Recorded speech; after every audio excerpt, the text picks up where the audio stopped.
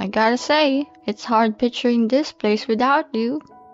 Despite his words ringing hollow, a chill ran down my spine, seeing the boss grinning like a Cheshire cat. I realized I'd been played by the very guy smiling at me. I hear you, I replied, doing my best to keep my boiling anger under wraps. My name's Ted, just a regular Joe on the cusp of his mid-30s, grinning it out in the sales department of an industrial firm. There have been some rough patches where nothing seemed to go right, but these days, I'm seeing some payoff and finding meaning in my daily grind. Ted, you're a real superstar. Gotta admit, I thought the company you're pitching to right now would be a real bear, but man, you're the golden boy, nailing down contracts 90% of the time. His booming voice bounced off the walls of the sales office. Well, I wouldn't say I'm the golden boy.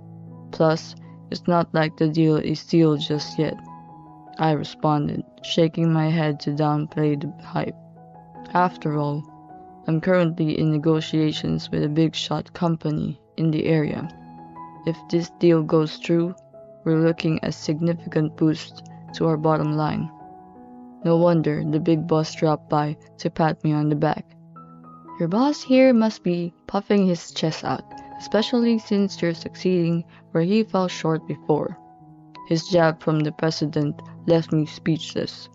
Haha, I'm one lucky duck to have such a rock star on my team, said the boss, as he chuckled beside me. With that, the president, satisfied with his visit, left the office in high spirits. As I let out a sigh of relief, I locked eyes with the boss.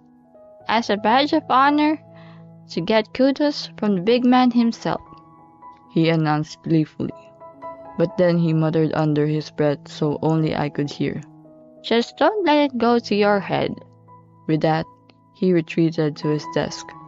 The president's tale was news to me, and I never intended to make the boss look bad. I reassured myself that I was just putting my nose to the grindstone. There had been a spell after joining the company where I couldn't land a single contract. I even thought about moving departments, questioning if sales was my thing. But thanks to a certain someone, I got out of the rut. That someone is my big brother Paul, 5 years my senior. He's a heavy hitter in the sales department of a major firm, and it was his sage advice that turned things around for me. My brother once told me, I see you as someone who's really in tune with others, someone who's got a knack for the small, thoughtful things. He emphasized that the flicker of awareness can lead to big changes and underlined the importance of really hearing out the customer's worries and desires of offering the best solutions. Sounds like common sense, right? But his advice struck a chord, and it reshaped how I approach my work. I owe him a lot.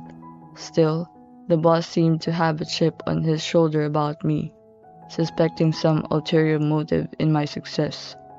Even though he was a high flyer back in the day, he never achieved a 90% contract rate. The kudos from the president and others might be getting under his skin. His cold demeanor and constant nitpicking make my job an uphill battle. My coworker and buddy Greg always knows how to lift my spirits. Don't let it get to you, man.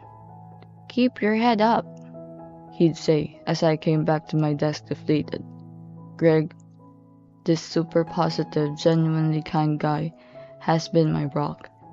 It's a bummer that he's leaving next month to take over his family farm. As I grumbled about the boss and Greg's impending departure, he just chuckled. Quit your whining, dude. You're not a kid. What are you gonna do when I'm not around, huh? Take a breather. He set my favorite coffee on my desk, as a peace offering, I guess. Okay, I gotta run some errands. Hang in there, alright? Yeah, thanks. I managed, watching him go. I gave myself a little face tap to snap out of it, grabbed my coffee, and headed for the break room. 2 days later, disaster struck. I got an earful over the phone from a major client accusing me of blowing off an important meeting. I was dumbstruck, but I thought our meeting was scheduled for next week. I tried to clarify, but the boss just blew up. No more excuses. Your email is evidence enough. I bet you were slacking off because of your hotshot sales rep status. Go apologize. Now. Email? What on earth? I couldn't recall sending anything of the sort. Still, I rushed up to our client's office. As soon as I got there, the rep Abby stormed out, her face a picture of indignation. Can I help you? I apologized profusely and asked if there might have been some mix-up. I'm sorry for asking, but could there be some mistake? I was under the impression that our meeting was scheduled for next week. I chose my words carefully, but Abby just gasped, "Oh." Are you insinuating we made a mistake? You're the one who wanted to reschedule. We're done with you. Even our president agrees. Just leave. Wait, was I the one who suggested changing the schedule? I was completely thrown off. The manager hinted at an email earlier, but what the heck did that mean? I found myself trudging back to the office, tail tucked. On my return, I ran into the big boss, obviously tipped off about the commotion. As I explained the whole shebang to the boss and the manager, the boss heaved a disheartening sigh. You let me down, kid. I really thought you were onto something big here. We failed to secure that all-important contract with a major firm. You, the golden boy with a 90% contract rate, I can't even. The irony was, he was the first to crown me the golden boy. Now his tone stung unjust and bitter. I stood my ground, confident I'd done nothing wrong. Yet, there were gaps, unexplained events I couldn't place. I tried to make them see reason, but it was like talking to a brick wall. The boss, who once sang my praises, now seemed to relish putting me down. You're gonna have to face the music for this, he snapped, my pleas falling on deaf ears as he walked off. You've cost the company a golden opportunity, and the fallout is massive, the manager pointed out, adding to my growing whirlwind of confusion. There were too many irregularities, not least Abby's bizarre statement, but the manager wasn't finished. While you're away, I chatted with the boss. Looks like you're on thin ice, probably more out the door. I mean, losing a major contract on your watch? It's a no-brainer, right? The phrase "out the door" sparked a wave of murmurs across the office. Amid the growing hubbub, the manager leaned in, his whisper only meant for me. See? This is the price of overconfidence. All going according to plan. He sneered. His words hit me like a ton of bricks. This was a confession of sorts, a gloating victory dance. His smug grin only widened, probably amused by a shocked expression. I gotta say, it's hard picturing this place without you. Suddenly, it clicked. I'd been played by this weasel right in front of me. Could Abby be in on it too? That might explain the mysterious schedule change. I hear ya, I managed, keeping my rising anger in check. The manager frowned at my cheeky response. Do you even get what's going on down here? It takes guts to talk back like that. I shot him a look of pure disdain. He waved me off dismissively as if I were a pesky fly. Just get out of here for today. What good is a soon-to-be ex-employee anyway? Anger boiling inside me, I snatched up my bag, ready to storm out of the office. What's up, Ted? Greg, fresh from his rounds, crossed my path just then. He looked shocked at the sight of my face. Give Ted a wide berth, Greg. You don't want his bad mojo rubbing off on you. Poor guy's about to get the boost. His word sucker punched me from behind. Unable to take it, I breezed past Greg, silent. Ted. Greg's voice, loaded with worry, plucked at my heartstrings, but I couldn't help my exit. The following day, I hauled my tired self into work. Considering I was about to get axed, I wasn't even sure why I was there. Still, I brought along my resignation letter. Spotting me, the manager couldn't help but gloat. No sweat. I'll give your clients the heads up. Your firing is all but official. Greg looked worried sick too. I tuned them both out and started cleaning out my desk. Greg had been trying to reach out since yesterday, but I just couldn't bring myself to respond. I knew it was wrong, especially as his buddy. Maybe I just didn't want him seeing me weak. I was consumed with more than just anger at the manager. Self-contempt was eating at me too. I burned to think I couldn't put the manager in his place before I left. I yearned to prove my innocence, but that seemed like a tall order, especially if Abby was in cahoots with the manager. In the midst of all this, I noticed something strange while tidying up my desk. Huh? My work phone was blinking, a missed call. On a whim, I checked it, and was taken aback by the long list of missed calls and voicemails. Under the pretense of using the restroom, I sifted through the messages. They were from clients I'd worked with, including some big shot CEOs. The word was out that I was on the chopping block, and their messages voiced their concern. I dug out my personal phone next. More messages, including some from Greg. Tears welled up and spilled over as lump lodged in my throat. What the hell am I doing? So many people cared about me. Was I just going to up and bail? It was like a fog had lifted in my mind. I knew I had to send thank you messages later. I roughly wiped my eyes and exited the restroom. Oh, Ted, there you are.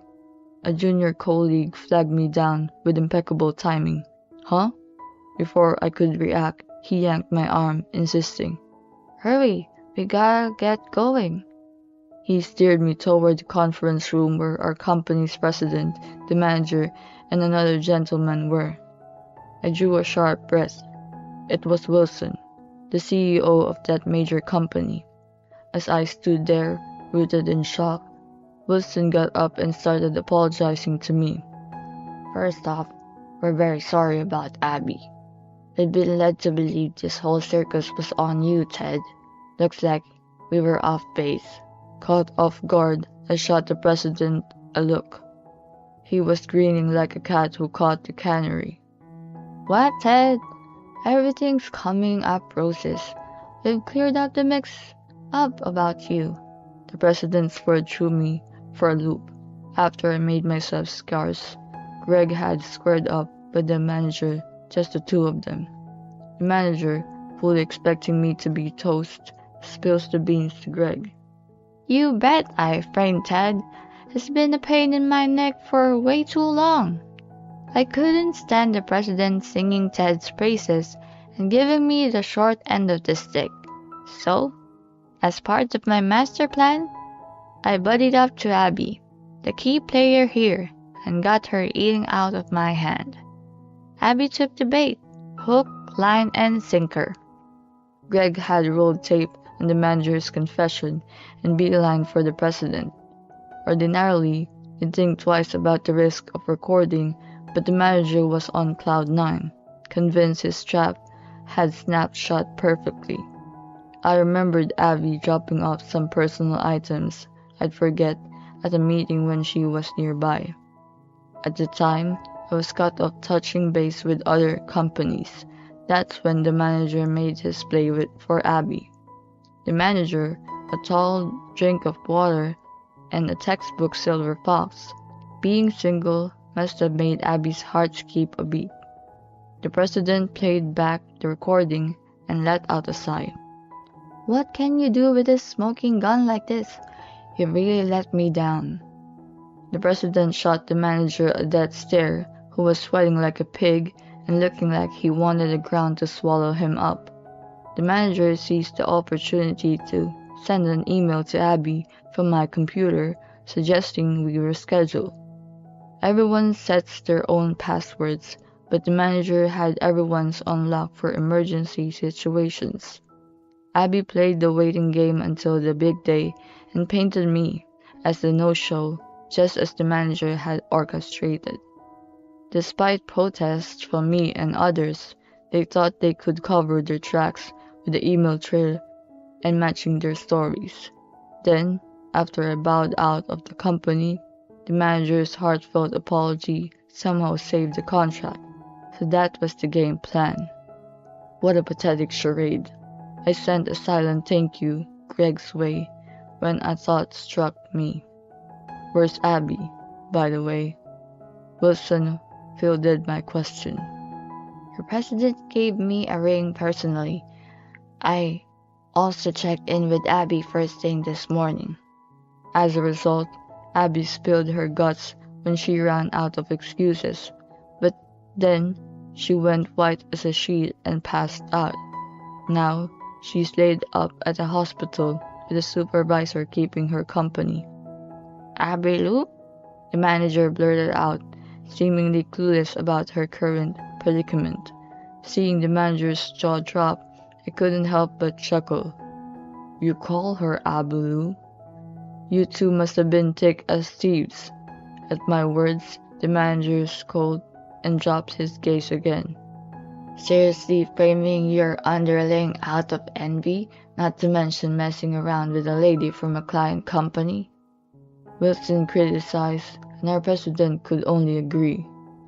Get ready for some serious consequences, and make sure you apologize to Ted and President Wilson, he ordered. The once smug boss's face crumbled, tears placing his early cocky smirk. His attempted apology, though, was a slobbering, incomprehensible mess. I was floored by the realization that I'd been jerked around by this joker. As I was rolling my eyes, the president suddenly piped up. How about we let sleeping dogs lie and start the contract afresh? Stunned, I pulled out my resignation letter and whacked it on the desk. Wait, what? Why? The president's eyes darted between me and the letter. Look, I defended my innocence, but all you did was pin the blame on me, not even lending an ear to my side. So you're punishing him and just expecting things to start over? I can't work under such a reckless boss no more. I let my frustration spill. Wilson, the president, nodded in agreement. I'm also not planning to do business with your company. Can't comment on the employees, but after all this, do you seriously think we can trust your firm? He gave me an apologetic look and said, I sincerely apologize for this mess. Abby won't get off easy either. Meanwhile, the president was rattling the manager, yelling it's all on you, and repeating his disbelieving why. I turned to the boss. How's it feel, boss? Abby's married, right? Her husband's bound to come after her for damages once this gets out. The boss let out a wail of despair at my words. He couldn't feign ignorance.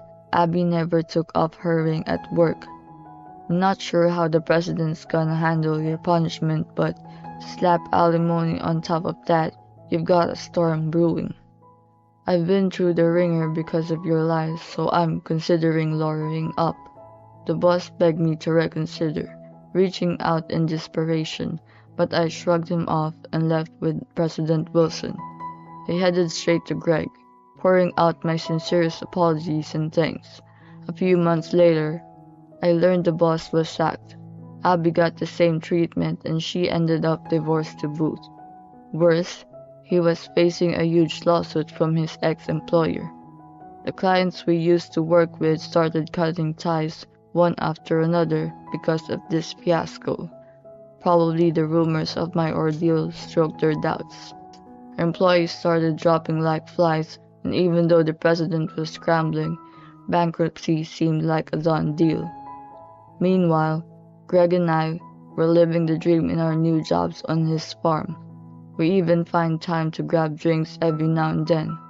Honestly, I've been headhunted by a rival firm earlier, and this disaster gave me the nudge to jump ship. With the severance and compensation, I managed to square things up with Greg and plan to put the rest to good use in the future.